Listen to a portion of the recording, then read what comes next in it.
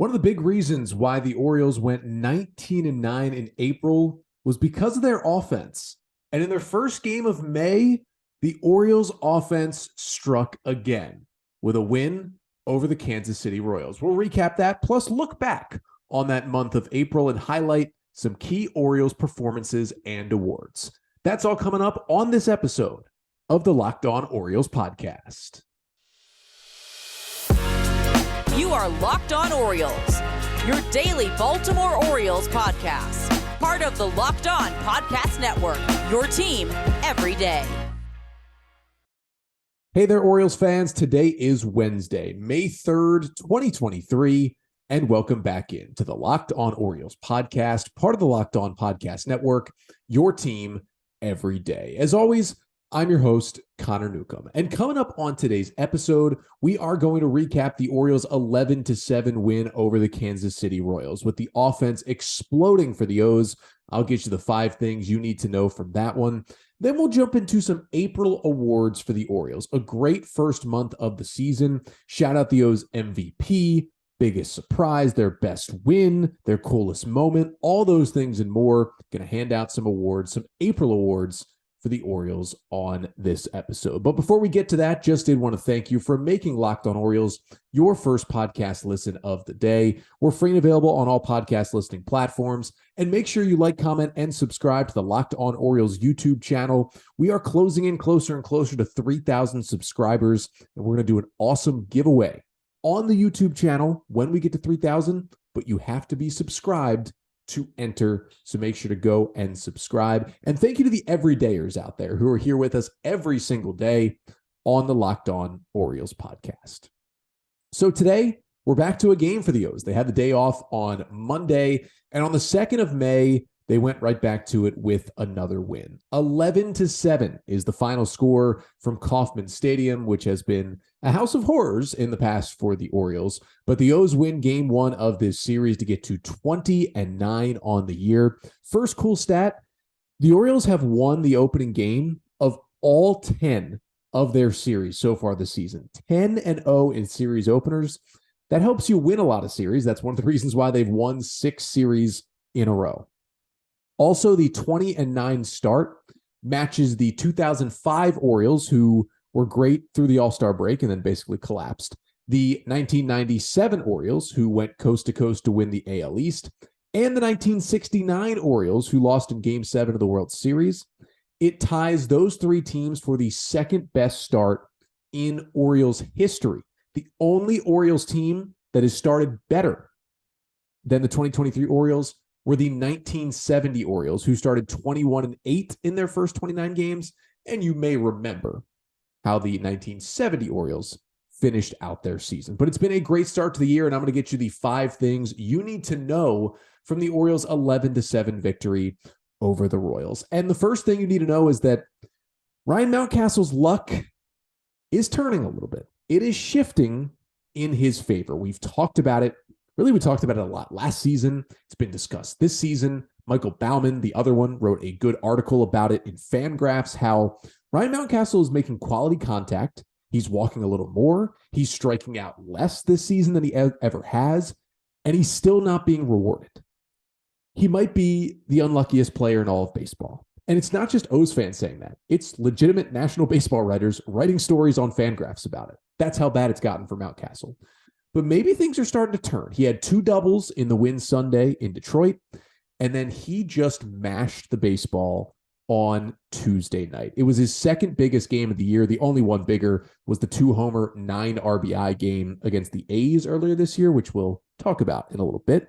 But Mountcastle goes 3 for 6 with 2 homers, a double, and 5 RBIs. He did strike out twice, but he had 4 hard hit balls.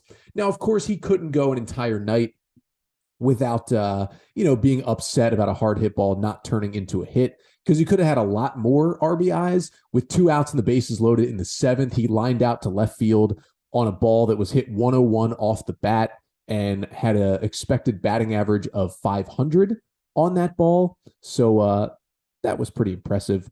But the 2 homers were absolute bombs. The 2-run homer in the 4th inning that got the Orioles on the board off of Ryan Yarbrough 112.2 miles per hour off the bat, 402 feet it traveled.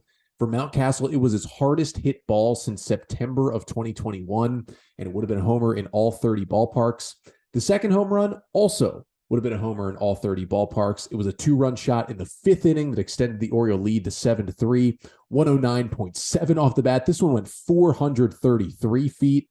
All 4 balls he put in play were over 100 miles per hour. That included the double in the 6th inning as well, and the line out in the 7th. He continues to mash. He got rewarded more on Tuesday night and was a huge force in the middle of the Oriole order. And even with the unluckiness, still up to a 256 average, a 779 OPS. Hopefully this starts another hot streak for Ryan Mountcastle.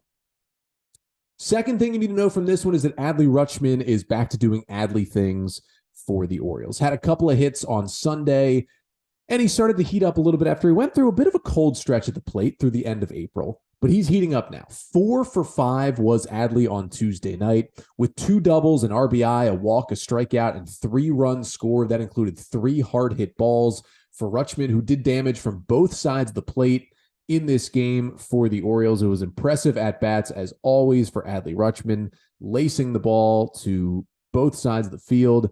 And his double in the 6th inning, the one he hit 99 off the bat, it would have been a home run in a few ballparks as well. So he was certainly lacing the baseball. Would have been a home run in 19 out of 30 ballparks. Just not Kauffman Stadium, which is pretty big, but impressive day for Adley Rutschman once again at the plate. His 3rd game this year where he's had at least 4 hits. Of course, he had 5 hits on opening day and has had 2 4-hit games since then. He's just fun to watch. He's hitting .315. He's got a .901 OPS. He's the best catcher in baseball. Third thing you need to know from this one is that Cedric Mullins, well, he did it on both sides of the ball in this game. Now, he only had 1 hit as he was in the 9-hole with the lefty Ryan Yarbrough starting for Kansas City. So Mullins gets the start in center field, but bats 9th, as he's done a lot against left-handers, although he's hitting almost 300 against lefties this year. Very different from what he did last year. Mullins goes 1 for 3, but maybe had the biggest hit of this game. Came up with the bases loaded and 2 outs in the 4th inning in a tie game and laced a 2 RBI single to make it a 5-3 Orioles lead. He also had 2 walks in this game to just 1 strikeout. And then Mullins, that was really the capper of the 5-run 4th inning for the Orioles that put them up 5-3. But then he made an incredible catch in this game in the 5th inning, running down a ball in left center field to make a spectacular grab. StatCast had it at a 40% catch probability. I'm going to go ahead and say that it probably was more like 1% when you watch it happen. It was a great play by Cedric Mullins, diving into the warning track and making the play. He's just fun to watch. The bat is heating up. He's hitting lefties. The defense is still spectacular. He's probably going to start hitting higher in the lineup again against left-handers, but fun to watch Mullins right now. And it feels like kind of fun to watch this whole offense, right? I mean, even the guys I haven't mentioned yet, like, Anthony Santander had a 16-pitch at-bat that ended with a hit late in this game. He had a 2 for 5 in this one. James McCann, DHing against the lefty, actually stays in when the righty relievers start coming in, and McCann goes 3 for 5, his first 3-hit game as an Oriole with an RBI and 2 hard hit balls. Ramon Arias had an RBI single and a walk. Gunnar Henderson did have an 0 for 2, but he also had 3 walks in the game, and he is top 5 right now in walk percentage in Major League Baseball. Jorge Mateo had a hit and an RBI in this game. Basically, the only guy who didn't do anything was Austin Hayes, who had an 0 for 6 with 4 strikeouts at the top of the order, but everybody else just continues to impress on the offensive end. Fourth thing you need to know from this one is that Tyler Wells wasn't very good, but he kept the O's in the game and did his job in this one. Wells went 6 innings, allowing 4 runs on 3 hits. He struck out 4, and he walked 3 batters for the first time this year. He's only done that a couple of times in his whole career and allowed 3 home runs in this game on 92 pitches. His ERA is up to 3.34 on the season. Wells did not have his best stuff. Listen, he gave up 9 hard hit balls in 6 innings. The first inning was a disaster. He gave up 3 runs in the first, gave up a leadoff homer to Bobby Witt Jr., and then a 2-run homer to MJ Melendez later in the inning. Both balls were crushed. It made it 3-0 Royals off the bat. Wells gave up another homer, a solo shot to Salvador Perez in the 6th inning. He walked 3 people, which Wells never does. Wells had 3 total walks on the season coming into this start, and then he walked 3 batters in 6 innings. It was not the usual Tyler Wells. He was fighting some stuff. The fastball velocity was a little bit down. I mean, he was down around 91 in that 6th inning. He got 9 whiffs, 4 on the changeup, which was pretty good today, 4 on the fastball, but the other off-speed stuff, specifically the breaking balls, just were not there for Wells in this game. He didn't have his best stuff.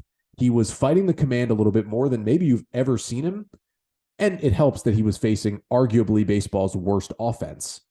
But he still got through it. He still got through 6 innings, and he gave the Orioles a good chance to win this game. Now, it helps that when he left, the O's had already 10 runs on the board offensively, but he did his job. Wasn't his best start, but hopefully he will rebound moving forward.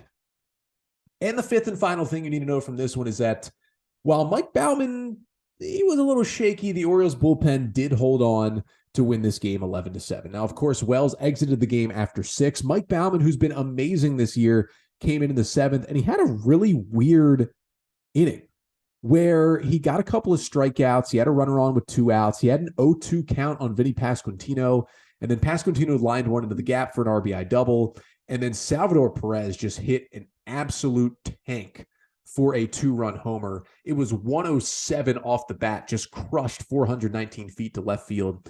And all of a sudden, it was a 10-7 game, and it was Baumann basically his worst outing of the year, just 2/3 of an inning, 3 runs allowed by Baumann. He didn't even finish that inning. CNL Perez had to come in and get the final out of the 7th. But he was probably due for a little bit of a shaky appearance. He had been so good lately. This is still a new role for Mike Baumann. But luckily, the rest of the guys came in and cleaned it up. Again, Perez got an out. Brian Baker was just ridiculous in his 1-2-3 eighth when he struck out the side. I mean, he was just blowing fastballs by everybody. He moonwalked off the mound again. He went 3s to the dome for his 3 strikeouts going towards the dugout. Brian Baker's fun to watch when he's on. He had 6 whiffs, 5 four-seam fastball whiffs. He threw 8 four-seamers, averaged 96 on the pitch, got 6 swings, 5 were swings and misses, 1 was a foul ball. The Royals had no chance against Brian Baker on Tuesday night. And then may the hitless streak of Yennier Cano rest in peace. Cano comes in for the bottom of the 9th to hold an 11-7 lead. I don't know if we want to count this as the first hit he allowed this season, but a little Baltimore chop off the bat of Michael Garcia. A launch angle of negative 67 degrees. An exit velocity of didn't even get calculated by Baseball Savant because it was hit directly into the ground. A launch angle of negative 67 degrees. Just a true Baltimore chop that Ramon Arias just barely didn't have enough time to field and make the play. It was unfortunate that he gave up his first hit, but he got the next 3 batters, got a strikeout, end of the game, got the win. Still hitless for Yennier Cano. Or still scoreless, I should say, but he is now allowed a hit and a hit batter. Still hasn't walked anybody and still hasn't given up a run, so I'll certainly take that for one of the best reliever performances of the entire season in baseball so far. And I want to continue talking about Yennier Cano and his great performance, and specifically all the great performances that the Orioles gave in April. The O's went 19-9 in the month of April, so I'm going to give out some Orioles player and team awards for the month. That's coming up next. But first, this episode of the Locked On Orioles podcast is brought to you by RocketMoney. Now, I want you to take a second here and think about all the subscriptions you have. It can be really anything, but anything you subscribe to and pay monthly or yearly. Think about how much it really costs. The total cost for most Americans is close to $200 per year. For some. $200 per month for others that they spend on subscriptions. Well, if that's stressing you out, go to RocketMoney. RocketMoney is a personal finance app that finds and cancels your unwanted subscriptions, monitors your spending, and helps you lower your bills all in one place. And RocketMoney will quickly and easily find your subscriptions for you. And for any you don't want to pay for anymore, just hit cancel. and Rocket Money will cancel it for you. It is that easy. They're saving the average person up to $720 a year. So stop throwing your money away. Cancel unwanted subscriptions and manage your expenses the easy way by going to rocketmoney.com/lockedonmlb. That's rocketmoney.com/lockedonmlb. One more time, that's rocketmoney.com/lockedonmlb.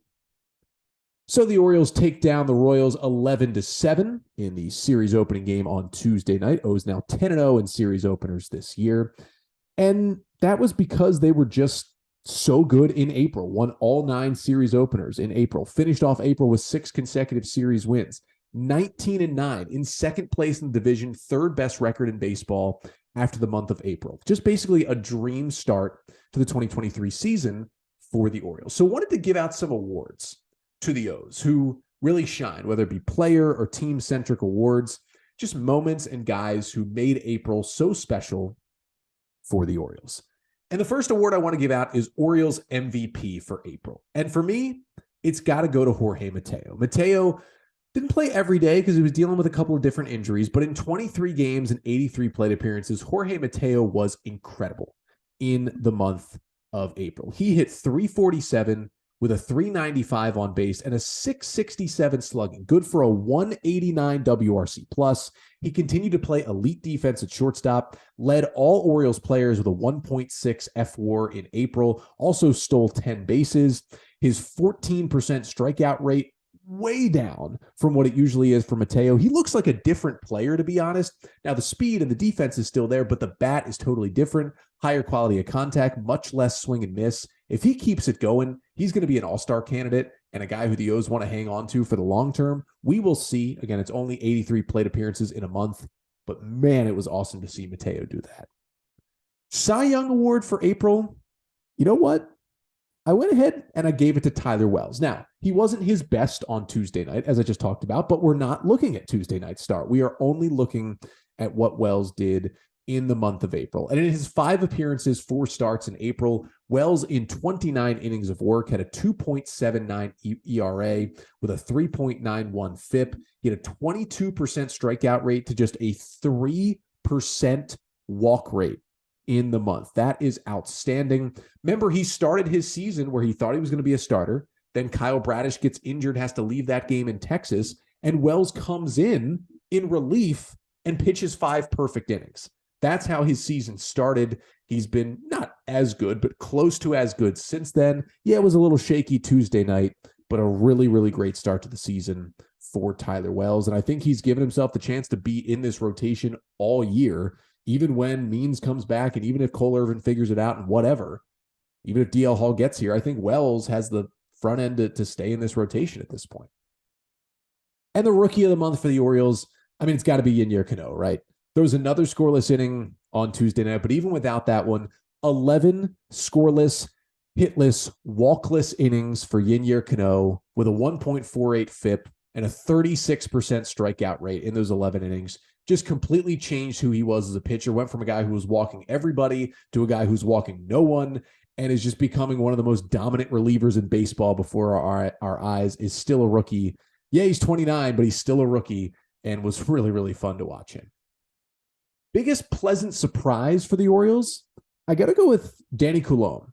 I mean, this is a guy who the O's essentially claimed off waivers the day before opening day. I mean, it was a trade for cash considerations, but it was a guy who wasn't, for some reason, going to make the Twins roster at 33 years old. The O's scooped him up, and in 10 2/3 innings in April, he did not allow a home run. He had just a .84 ERA, just 1 earned run allowed, a 1.89 FIP, a 33% strikeout rate to a 5% walk rate. And Danny Coulombe still, at this moment, has the lowest average exit velocity allowed of any qualified pitcher in Major League Baseball this season. He's right around 80 miles per hour off the bat is the average against him. He still hasn't allowed a barrel. He's only allowed 3 hard hit balls all year, which is lowest in the big leagues among qualified guys. His 13 appearances have been so fun to watch. He has been a revelation for this bullpen. Now, on the flip side, biggest disappointment from the month of April, I'd have to go with Anthony Santander.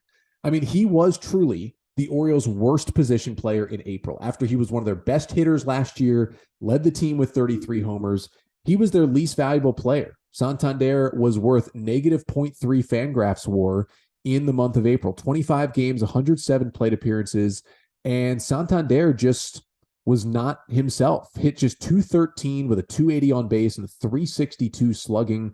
Only 2 home runs this year for Santander, who again had 33 last year. He's been really bad defensively in the outfield, and he has just a 77 WRC plus. It was nice to see him get 2 hits Tuesday night. Maybe that starts to turn him around, but the power has just escaped him. He's still hitting the ball hard, which is good, but his timing is off, and he's swinging and missing a lot. 28% strikeout rate right now. It is a little concerning for Anthony Santander. And then wanted to give out Unsung Hero as my last award for April. And my Unsung Hero for the Orioles, that is going to go back to the bullpen, and it's going to be Mike Baumann. And I know Mike Baumann on Tuesday night had his worst outing of the year. But before that one, Mike Baumann was kind of a savior to this Orioles bullpen. In 12 appearances out of the pen, 15 2/3 innings, Baumann had a 1.15 ERA. He was stranding 95% of the runners he inherited. He would come into jams and just get out of it every single time. 25% strikeout rate, which is well above league average. 9% walk rate, right about league average for relievers. Wasn't really giving up long balls until Tuesday night, was limiting all the damage, was getting strikeouts. The curveball looked great. The fastball velocity was up, getting a lot of double plays to get out of jams. He was just a really important, like a guy you could turn to when the starter came out in the 5th or 6th and left some runners on. Mike Baumann has become the guy who can get you out of that jam. And we'll see how he responds to his first really bad outing on Tuesday night. But, Dylan Tate and Michael Givens are coming back soon. You would have thought at one point that Mike Baumann would probably be one of the guys who'd be optioned. Now I don't think you can do that. That's how good he's been for the Orioles and has really kind of held this bullpen together throughout April. But I got some more awards to give up after the break, and they're going to be more team-centric a little bit. Talk about the best win for the Orioles, best pitching performance, the best series of the year, coolest moment, and more. That's coming up after this. But first, this episode of the Locked On Orioles podcast is also brought to you by Sorare. Sorare is a revolutionary fantasy baseball game and marketplace, transforming fans into owners. With officially licensed digital cards featuring players from across all 30 MLB teams. And unlike other fantasy baseball platforms, Sorare managers truly own their fantasy experience, collecting, buying, selling, and competing with player cards against global opponents to win epic rewards. And win or lose, you still own your cards, and there's no cost to play.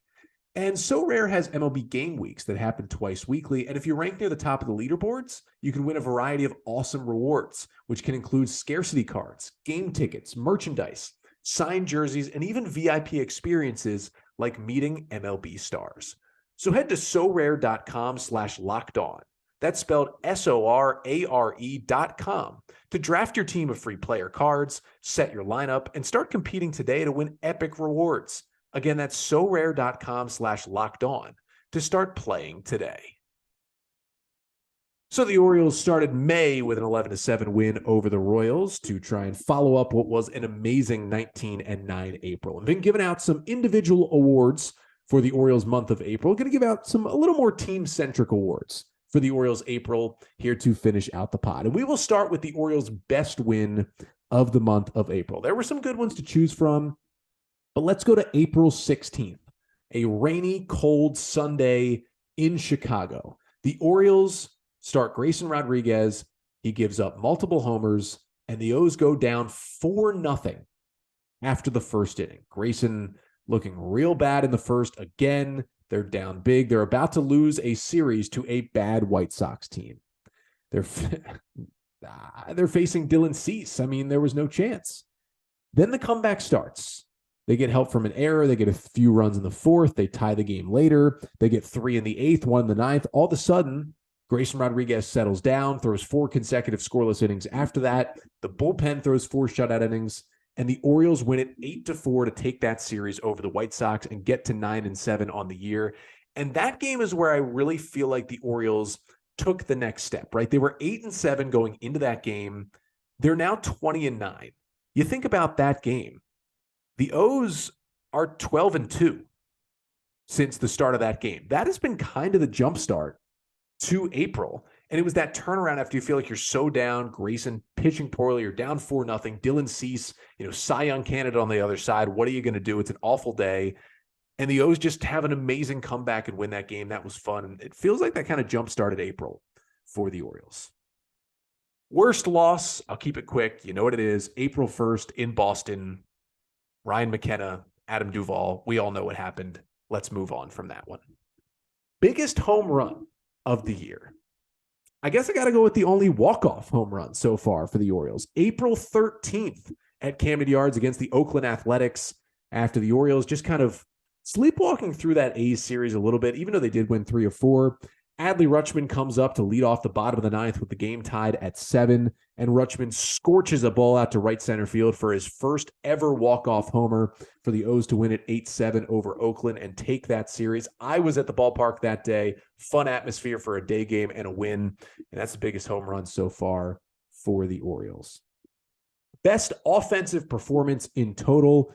Got to give it to Tuesday night's star, but not for that performance, for an earlier performance. That is Ryan Mountcastle, who 2 days before the Adley walk-off on April 11th, I was also in the ballpark for this one, in a 12-8 Orioles win over the A's, he just went scorched earth. 3 for 4 with 2 homers and 9 RBIs on the day, including a grand slam in the 7th inning that kind of put the game away that was mashed over Baltimore in left field. He was on fire in that game. That was kind of part of his great stretch early in the season. Yeah, he cooled off a bit, but hopefully he's heating up again. But that 9 RBI day was astounding for Ryan Mountcastle. Best pitching performance, there was a couple to go to. I considered Grayson Rodriguez with the 9 Ks Sunday against Detroit. I considered the 7 scoreless from Tyler Wells against the Tigers a couple of weeks ago, but I ultimately went with April 22nd. Kyle Gibson, in an Orioles 5-1 win over the Tigers in Baltimore, goes 6 1/3 innings, allowing just 1 run on 2 hits, and strikes out a career-high 11 batters while walking 3.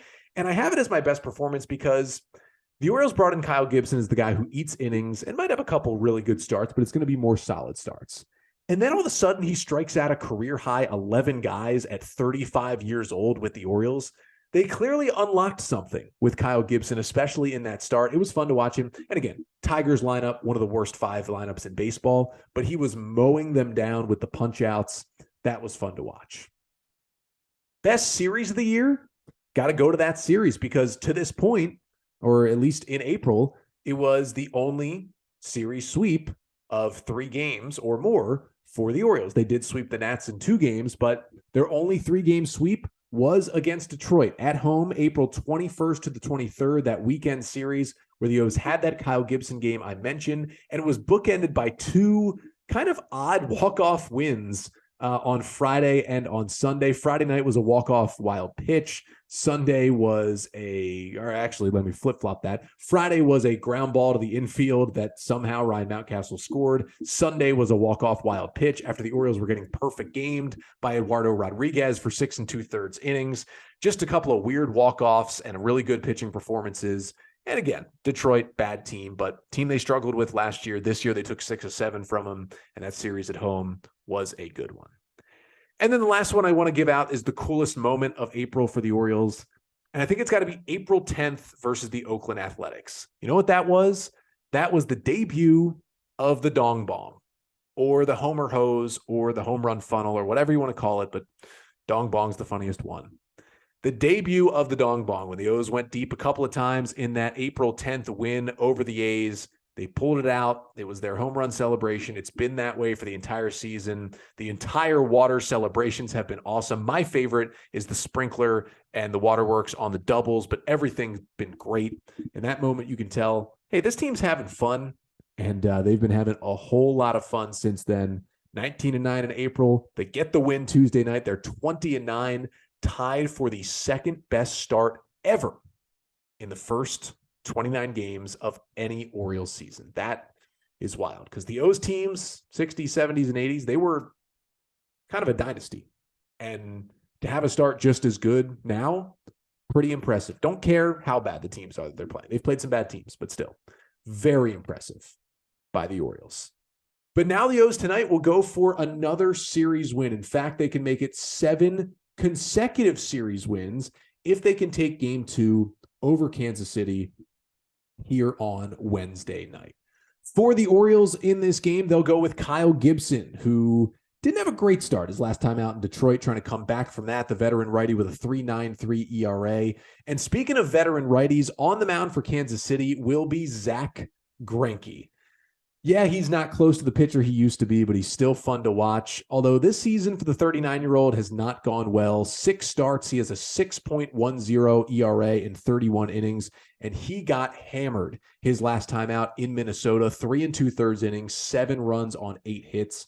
I love Zack Greinke, but I hope the Orioles can pummel him here on Wednesday night and win the series. And then I'll be back with you on Thursday, recapping game 2 between the Orioles and the Royals, and looking back on some more stats of the O's great start to the year, maybe talking a bit about Yennier Cano's great start, Danny Coulombe's great start, and might answer a few mailbag questions as well if you want to drop some in the comments here. But that's all coming up on tomorrow's episode. Until then, I'm Connor Newcomb, and this has been the Locked On Orioles podcast, part of the Locked On Podcast Network. Your team every day.